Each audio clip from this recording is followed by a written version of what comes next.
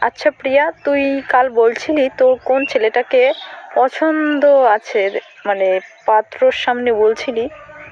তখন আমি মান সম্মান যাবে বলে কিছু বলিনি।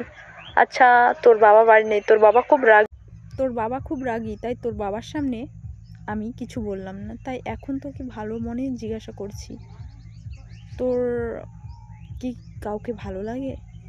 দেখ মা, আমরা খুব মধ্যবিত্ত পরিবার।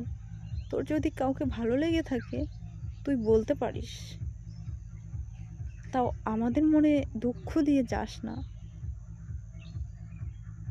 বুঝতে পারলি?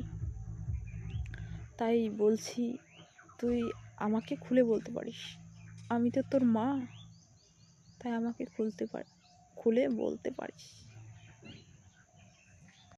এই, তুই কালকে পাত্র পাত্রীর সামনে কি বলছিলি? তোর নাকি ছেলে পছন্দ একটা।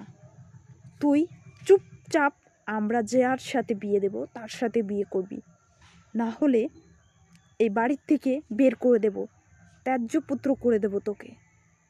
বুঝেছিস? আমরা সোনা সোনা খাইয়ে মেয়েকে মানুষ করেছি, যার তার হাতে দিয়ে দেব সেটা নয়। বুঝতে পারলি? তাই বলছি, আমাদের পছন্দেতেই তোর বিয়ে হবে, বুঝলি?